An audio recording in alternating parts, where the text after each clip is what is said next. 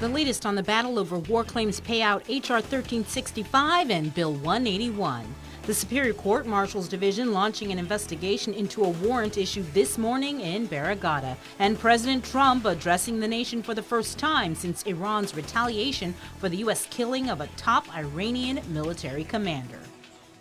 Hafade and good evening, everyone. No, we don't know what Congressman Michael St. Nicholas is talking about. And yes, the checks will be out by the end of the month. So said Acting Governor Josh Tenorio when providing an update today on the local war claims payments. Before heading back to Washington this week, Congressman St. Nicholas claimed at least one member of Congress, who he declined to identify, has raised objections to the governor's recent signing of a law authorizing payments for already adjudicated claims. St. Nicholas said it could jeopardize his bill H.R. 1365, which is corrective legislation that paves the way for Treasury to release millions of dollars in war reparations funding it's been holding on to.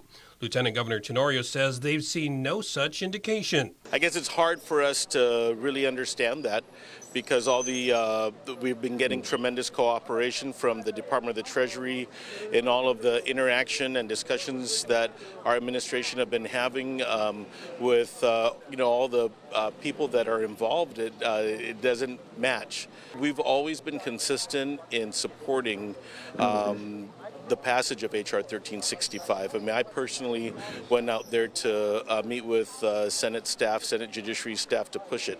So I don't think those are valid concerns.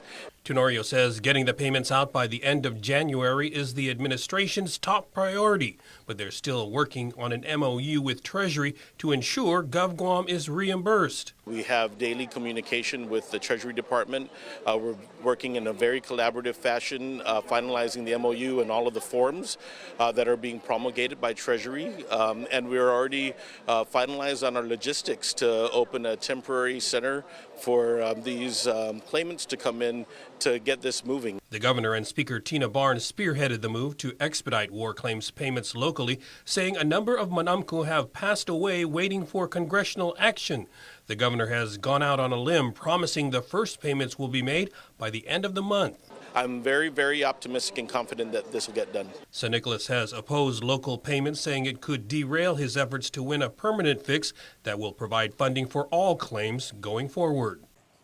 The Superior Court Marshals Division is investigating an incident that occurred in the Barrigada area early this morning. Chris Barnett reports.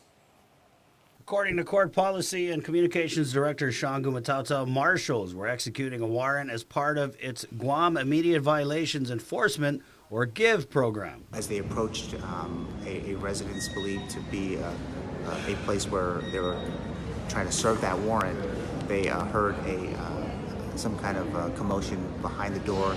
Their protocol calls for them to call GPD. Then they work with GPD to breach it. And that part of the entire incident now is under investigation by our Marshals Division. Police spokesperson Paul Tapao says officers responded to an injured person's report. However, KUAM has learned that a male individual at the scene had passed away. Information as to manner of death has not yet been released. Barrigada Mayor June Blas on scene at Portasac Apartments this morning. Well, we just got a call and then we were informed about a shooting in this area, heard gunshots. So apparently the resident in this area, it's a young gentleman. Not sure the whole story about this that we heard. It was, I think, the families are going to some crisis and whatnot. Blas confirming the area is known for drug activity. This is a problematic area that we have known of. We've been trying to work with GPD and looking at this area. The name of the individual who died was not released. As for the GIVE program, Gumatauta says it allows marshals to act quickly and swiftly on violations. But in this particular case, it was an active warrant out for the program. But the program, it wants to ensure that those who are in it, they will be held accountable for their actions very quickly. But in this case, obviously, it was a whole completely different action. For Guam's News Network, Chris Barnett reports. Violeta Manahan was sentenced to more than 3 years in prison, followed by 3 years of supervised release. In 2017, she signed a plea deal admitting to bringing in more than 100 grams of the drug ice and introducing customers to a supplier in California. The drug conspiracy went on for 4 years, beginning in January 2013. She could have spent more time behind bars, but because of her substantial assistance to the DEA in its investigation of meth distribution on Guam, she received a lower sentence. Monahan was remanded to the custody of the U.S. Marshal Service. Over 100 potential jurors will begin filling out questionnaires in preparation for Mark Torrey Jr.'s trial. This is the second try at his case. He faces charges of negligent homicide and aggravated assault for the 2015 fatal shooting of fellow police officer Albert Piolo. Defense attorney Jay Ariola advised the court this morning that his client has asserted his rights to a speedy trial, and they continue to wait on the government to file a list of evidence it will present. For the record, Your Honor, the defense would note its objection. Trial in this matter is set to begin today. Speedy trial was asserted since November 4th. The government has yet to file any exhibit list in this case for the retrial.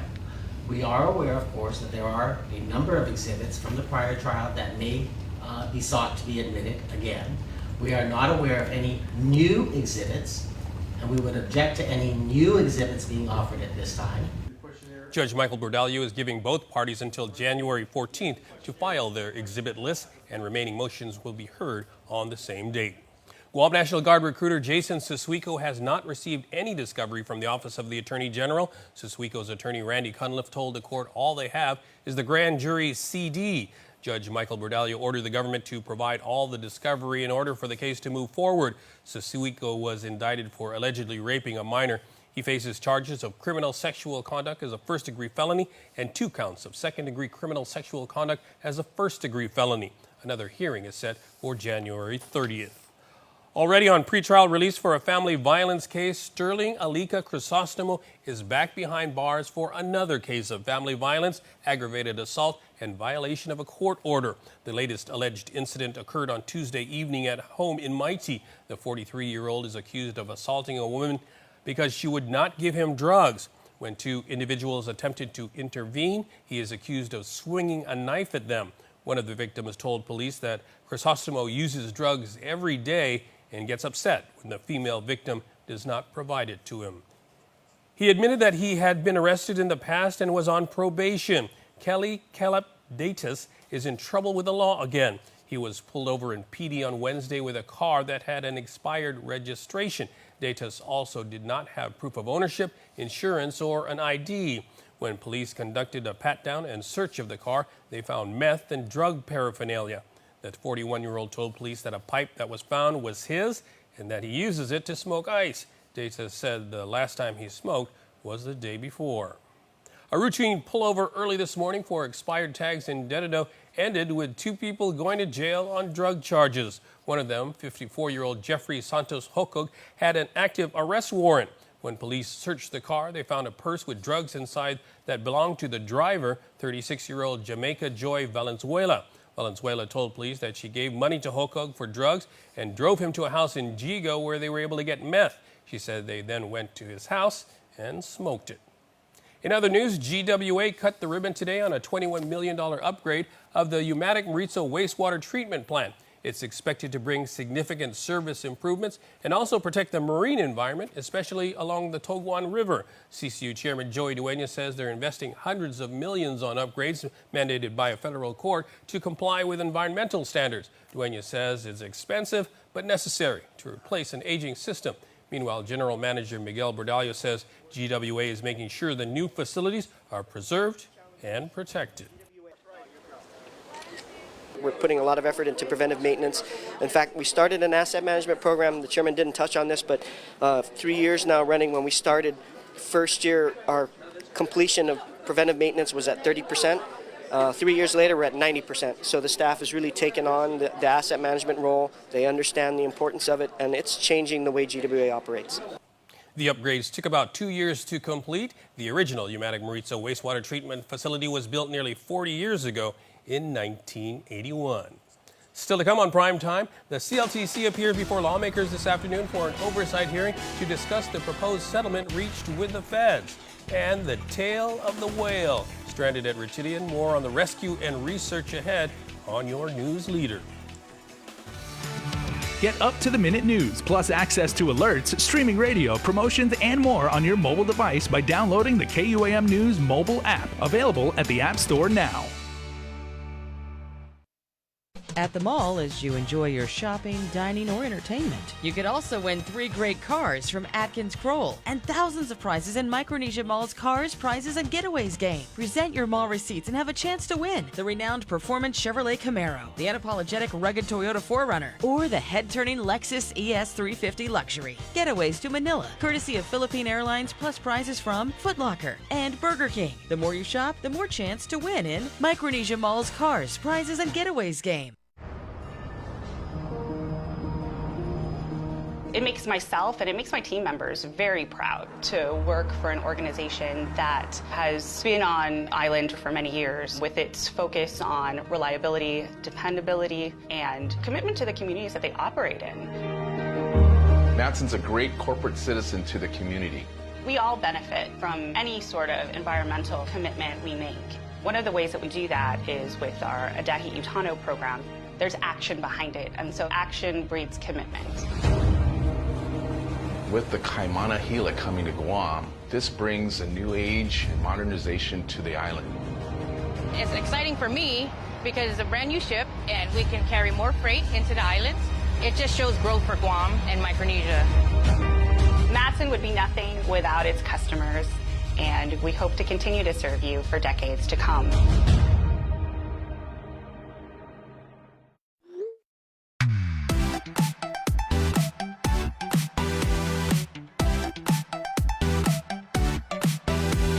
Half a day, I'm in the club.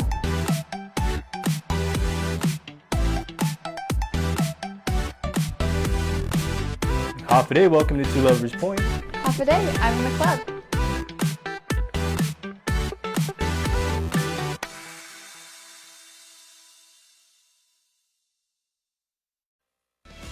It's a special delivery to your inbox every week with your KUAM News Roundup, program advisories, and promotions. Sign up for the weekly KUAM Digital Digest today on KUAM.com. Welcome back. President Trump addressed the nation for the first time since Iran's retaliation for the U.S. killing of a top Iranian military commander. Iran launched more than a dozen missiles at U.S. troops in Iraq last night. Natalie Brand reports from the White House. The United States is ready to embrace peace with all who seek it. President Trump says Iran appears to be standing down hours after the nation's missile attack on 2 bases in Iraq where American and coalition troops are stationed. We suffered no casualties. All of our soldiers are safe. A defense official tells CBS News satellite and intelligence info provided hours of warning for troops to shelter in bunkers as the U.S. braced for retaliation over its killing of Iran's top military commander. The president issued a warning tempered with restraint. Our missiles are big, powerful, accurate, lethal, and fast. The fact that we have this great military and equipment, however, does not mean we have to use it. President Trump said the U.S. will put additional punishing sanctions on Iran, and he called on allies to help negotiate a new nuclear deal. Let's isolate Iran economically and diplomatically further and look for the kind of deal that will end this terrorist violence of 20 years and that will ultimately have Iran abandon its nuclear ambitions. Wednesday, administration officials briefed all members of Congress on the strike that killed General Soleimani. Democrats are not satisfied. My reaction to this briefing was it was sophomoric and utterly unconvincing. 2 Republican senators, Rand Paul and Mike Lee, also had objections. They had to leave after 75 minutes while they're in the process of telling us that we need to be good little boys and girls and run along and not debate this in public. Democrats have called for more transparency about what comes next. Natalie Brand, CBS News, the White House. President Trump will rally supporters in Toledo, Ohio tomorrow despite the Iran situation. The House is expected to vote the same day on a war powers resolution to limit the president's ability to use military force in Iran. In district court, Sedfrey Linsangan argues his rights have been violated when he sought to run in the last gubernatorial election. Linsangan has filed a complaint against the Guam Election Commission for injunctive and declarative relief. This comes after the plaintiff wanted to run for governor but never submitted or followed the necessary procedures of obtaining a running mate or 500 signatures on his petition. Representing GEC, attorney Jerry Diaz motioned to dismiss with prejudice. Arguments were heard from both parties, with Chief Judge Francis Tadinko Gatewood questioning if there is standing for the case. The Chief Judge informs that for injunctive relief, a plaintiff must have an imminent injury. Linsangan ultimately says his complaint is for the court to repeal the law because it's inorganic. After today's hearing, Linsangan tells KUAM he's confident. Very confident, because I emphasized to him that I have all day standing. Remember, I told him I don't even have to declare that I want to run for governor, because it's an automatic standing when a law or constitution is violated. I just hope the court will do the right thing and rule in my favor. I'm still hopeful. Chief Judge Francis Tadinko Gatewood told both parties she will issue an order in a couple of days. Linsangan said if the complaint is dismissed, then he plans to file an appeal with the Ninth Circuit. He adds that he intends to run in the next election. The Legislative Land Committee went into the weeds on the proposed settlement agreement between the Chamorro Land Trust and the U.S. Department of Justice, with senators able to, for the first time, discuss the terms with the CLTC. The CLTC was sued by DOJ for violations of the Fair Housing Act.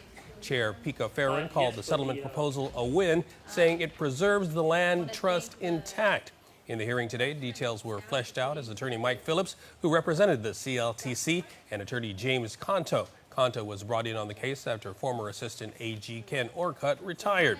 Much of this discussion centered on eligibility requirements laid out in the settlement. Senators are being asked to codify the settlement terms into law by amending the CLTC Act as part of the tentative settlement agreement. A whale stranded at Ritidian has been pushed back out to sea, but is this the end of the tale? Chris Barnett dives deep into the story. The pictures and videos made the rounds Wednesday. A false killer whale beached at Ritidian Wildlife Refuge. Brent Tibbetts from the Department of Agriculture telling KUAM that refuge staff were able to push the whale back out to sea, but that doesn't mean it's the end of the story. Refuge staff, Anderson Air Force Marine Patrol, and Tibbetts surveyed the shores this morning to see if the whale beached itself again. So between all of those surveys, we did not see any signs of the whale again this morning. So it did not strand in those areas. There's still a potential that it could restrand somewhere else on Guam, or on Guam in those beaches in the next several days. So we'd ask that if people do keep an eye out for it, if they do see it, to please notify us right away. We asked Tibbetts, a fisheries biologist, why he thought this whale beached itself. It's hard to say without having a specimen in hand. Sometimes there are certainly diseases that whales get.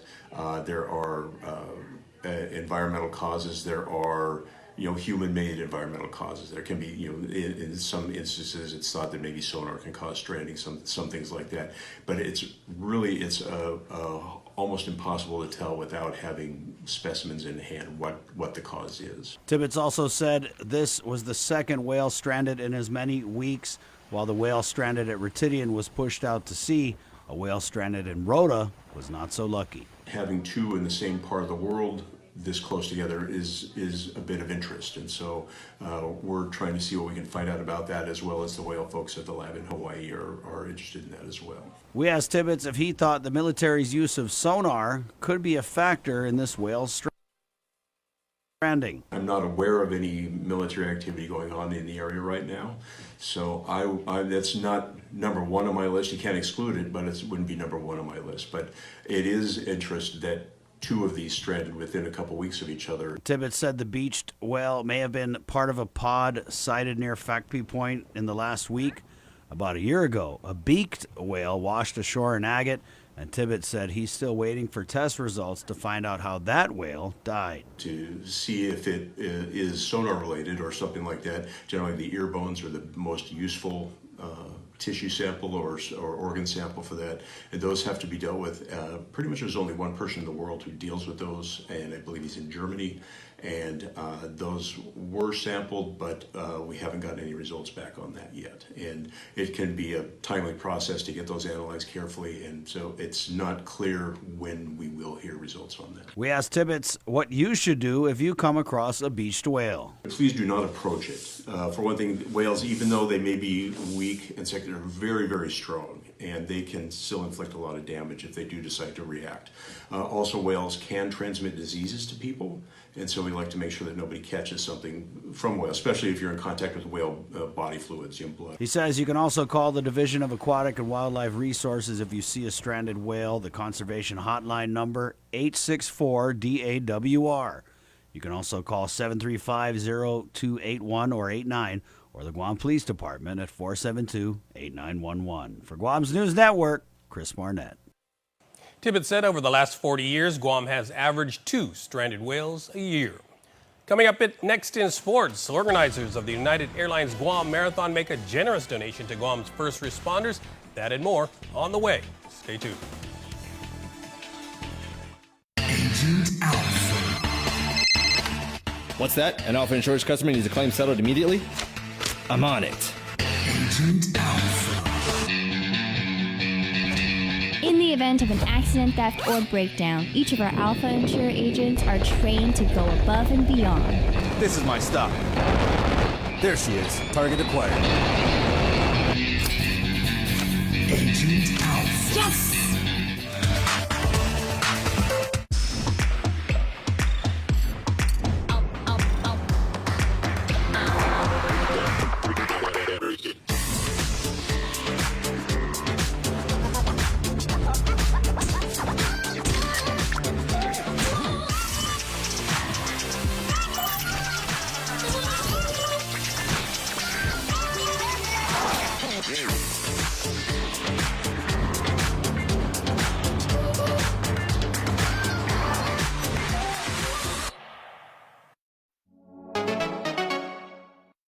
Guam's auto appearance specialist, Elegant Reflections, has been providing the automotive industry with professional detailing and car care products at its highest quality, from complete detailing, full interior detailing, exterior detailing, headlamp restoration, hand washing, seat and carpet shampoo, engine degreasing, undercarriage cleaning, paint sealant, fabric protection, paint oxidation removal, and so much more. Visit us at our new location. Call 646-5555 for an appointment. Elegant Reflections, Guam's auto appearance specialist, over 20 years of experience. KUAM Sports is presented by Triple J.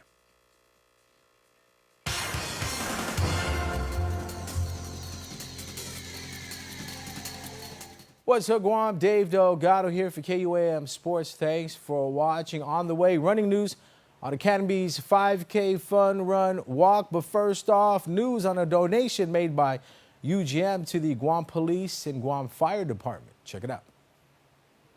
United Airlines Guam Marathon presented life-saving equipment and supplies to beneficiaries at the PIC Hotel Isa Ballroom this morning. The Guam Police Department and Guam Fire Department received the donations from Ben Ferguson, UGM event organizer.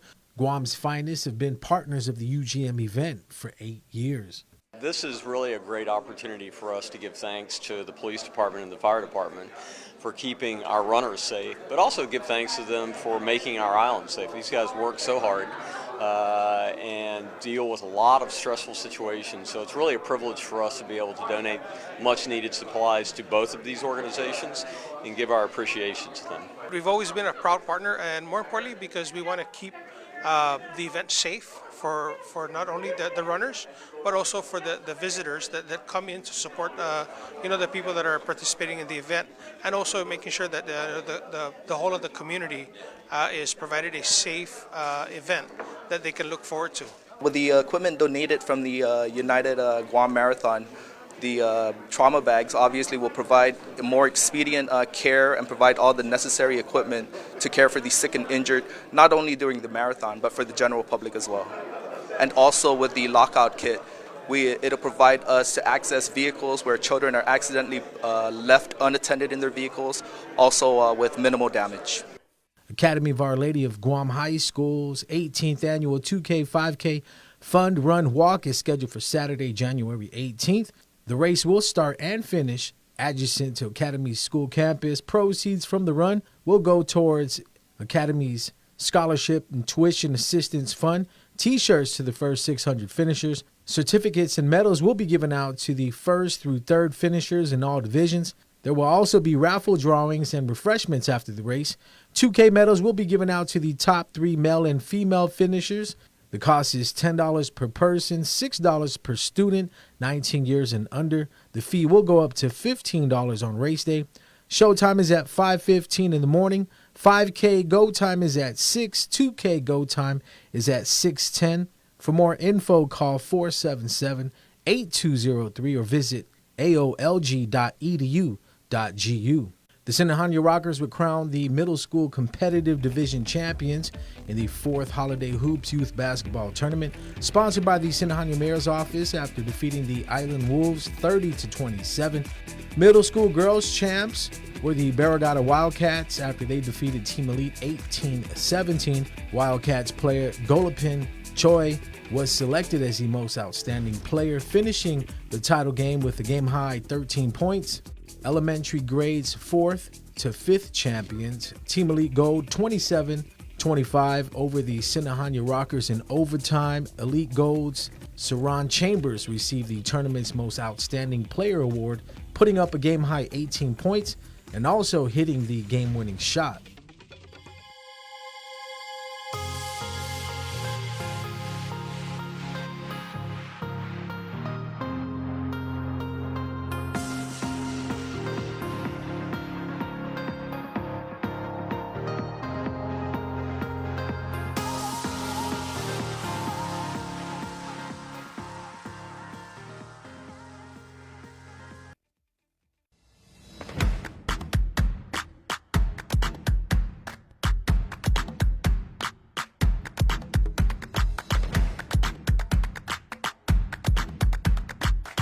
The phone you want now on the best network and a plan that gives you endless data on chat, social, and music apps. Tell your Docomo Pacific rep you want now with access. Docomo Pacific, better together. Some conditions apply. Yellow is our sun. Blue is our ocean.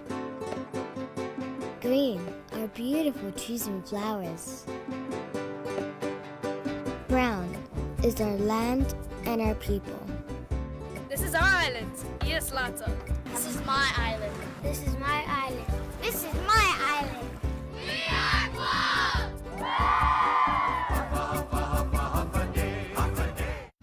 Morning, 2 coffees and 4 orders of those new donut sticks.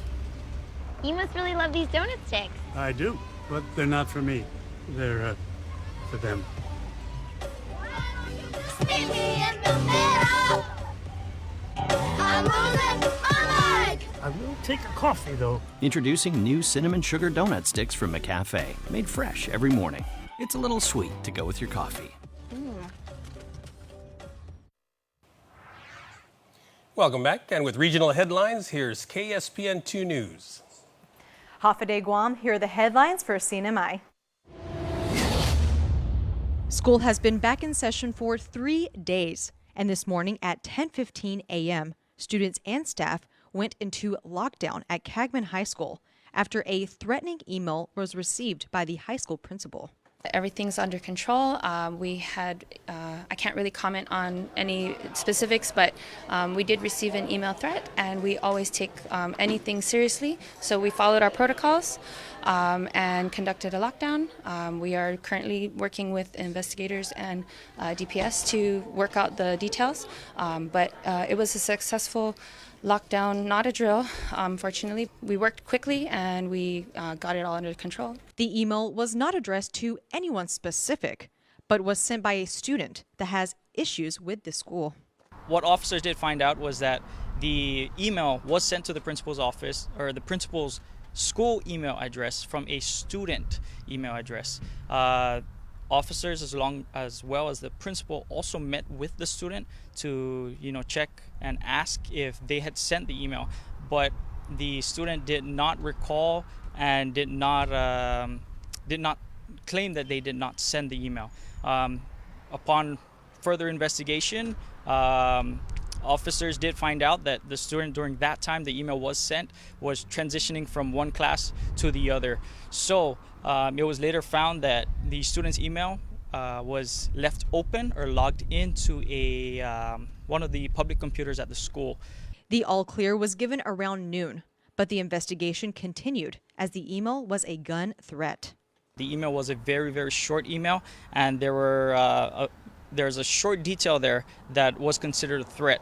PSS Commissioner Alfred Atta says this kind of behavior will not be tolerated. Whoever is involved, know that you will be caught, because FBI, it's a constitutional law. Bullying and the threat, especially when you have people's lives at stake, it's a big issue. It's a very big investigation, and they won't stop until they find. FAA, FBI, and our local police are involved in the investigation. There is a protocol, so once we receive any kind of negative, life-threatening situation, they call my office first, and then DPS, and then they take it further to FBI. Commissioner says a lot of factors come into play when threats are made by students. Sometimes may this student be unstable? Could this student be under incarceration with the DYS? Or is this student just undergoing some mental issue? Or just being his silly self? But he will be counseled along and punished for it. Classes resumed at Cagman High, but many parents did not take the risk. Your mom's here to pick you up and check you out. Even though the all clear is gone, there's no more lockdown. Why is she here if everything's okay? She just doesn't feel comfortable, and to be on the safe side, she wants to pick me up and take me out of here, because anything can happen, just because it's clear and we don't know what's really going on in there. So I agree with her. I'd rather go home. Last year at Saipan Southern, an active shooter threat was sent to a teacher via email that had students and staff on lockdown. No one was harmed. My advice to all you guys, students, you're not going to win. You will get caught. So if you're playing around or you're serious, don't even. Go find help. Go talk to someone. It's a matter that we don't take lightly at all. For more news, visit SaipanTV.com. For KSPN2, I'm Ashley McDowell. And before we close out the news tonight, our latest round of birthday shout-outs from the Cold Stone Creamery Birthday Club. Okay, everybody, we asked you yesterday to come up with some really creative birthday shout-outs, and you guys brought your A game, so here we go. Get ready now. Happy birthday to Manuel Aquilino, to the best papa in the whole entire universe. We thank you for all you do. You are the most selfless man we know.